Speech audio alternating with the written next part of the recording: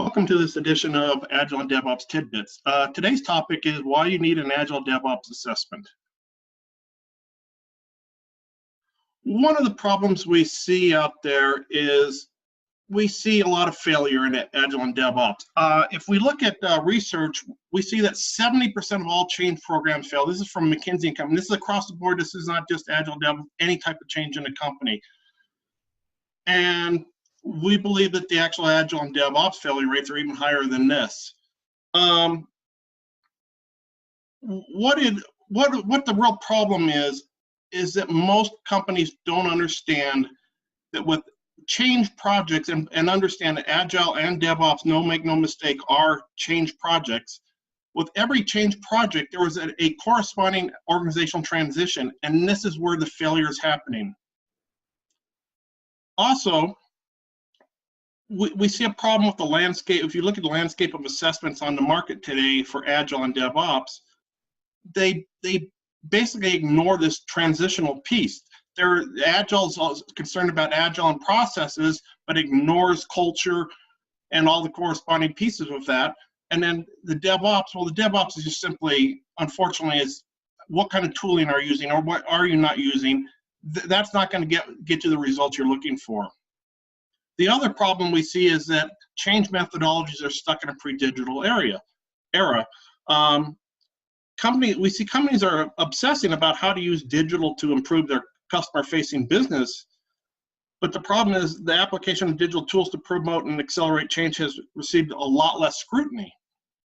And to show you sort of where this comes from, I mean, if we look this is from Gartner, 90% of I&O organizations attempting to use DevOps without specifically addressing their cultural foundations will fail. This cultural foundations, understand, is organizational transition. So what drives these high failure rates? As we've said, companies do not plan for the corresponding transition.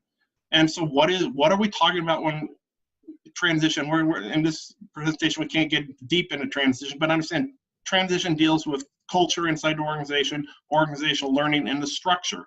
And this transition is dependent on vision and strategy and goals and benchmarking, which unfortunately without an assessment, it's hard to put together.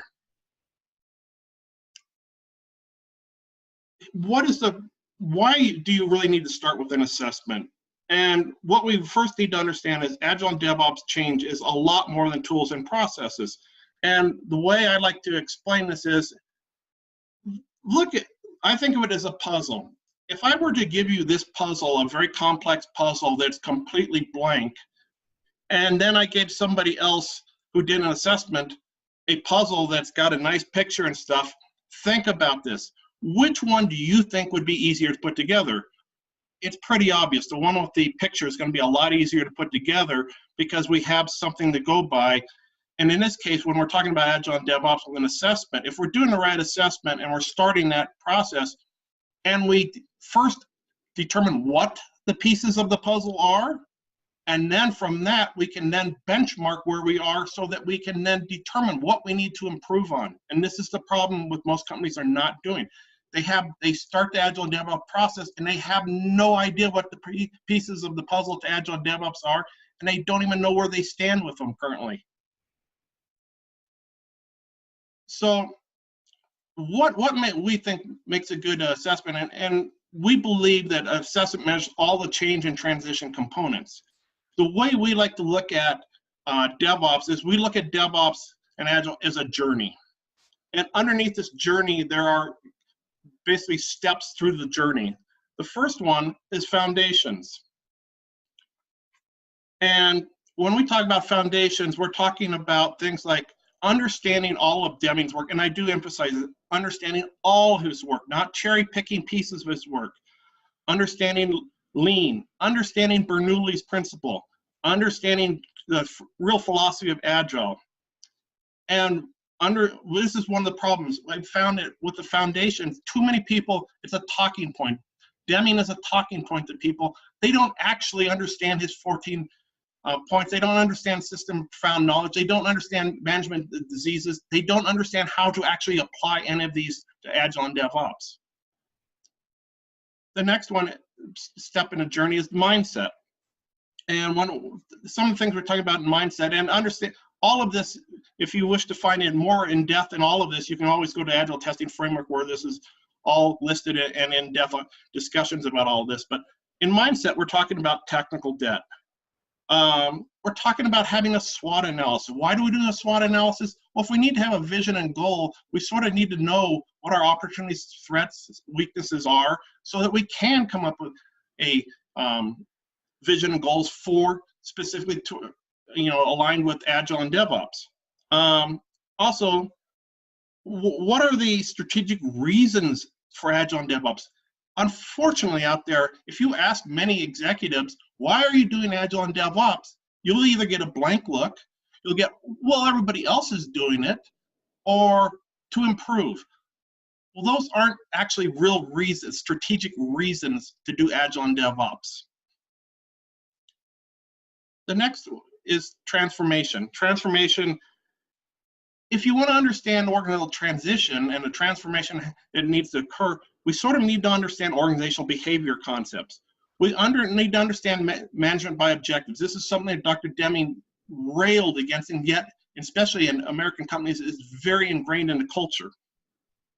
Another one is components of change. You'll hear about the blame game, and people talk about, well, if we change the incentives, we'll solve the blame game. That actually won't work. We need to understand that change is made up of a number of components, and if any of those components are not in place, you will probably not get the change you're looking for. And then, of course, breaking down silos. This is what Agile and DevOps are really about. Break down silos. Implementation. These are very standard. You hear about some of these, and some of them you don't. Value stream mapping. Obviously, we need to do value stream mapping. We want to probably apply Goldrat's theory of constraints. We hear things about dojos. One of the ones a lot of people are not familiar with, flipping the testing pyramid. These are the type of things we look at in implementation. Learning. Learning is also another step in this. What are we talking about learning? Understand that DevOps really is sort of about an organization becoming a continuous learning organization. Another step in this learning process is understanding and-on, which we pull from Lean, and understand how we can apply that to DevOps. And the last step is tool chain. And unfortunately, too many companies, especially with DevOps, this is where they start. They start with the tool chain, and they've skipped all of the steps in the journey before that, and we can't do that. And again, tool chain is not just about picking out a bunch of tools and we'll start doing DevOps. It's understanding the process and how these tools apply to the process. But understand this goes much farther when what we really need to benchmark. And some of the things that we need to benchmark in order to truly have any chance at really being successful at Agile and DevOps, so we need to measure our management's role. And this is really sort of gets into cultural. We measure variation, processes, automation, Lean, Agile, testing, our ability to deliver, our organizational structure and how we do evaluations, culture, communications inside the organization, benchmarking. Again, emphasize we must benchmark in order the entire process so that we can adjust, continuous measure and adjust the entire process while we're trying to implement Agile or DevOps. Strategy, technical debt. And technical debt isn't a measure of how much technical debt is. Do we have any plan to even tackle technical debt? Do we understand that it's an issue even? Feedback loops, organizational learning. Organizational learning is a huge priority in DevOps. We need to understand it, understand where we are as an organization currently, and quality and change. Well, that'll wrap up this edition of Agile and DevOps Tidbits. As always, you can go to agiletestingframework.com to find out more information about this, or go to contact@torec.com. Thank you for attending this session.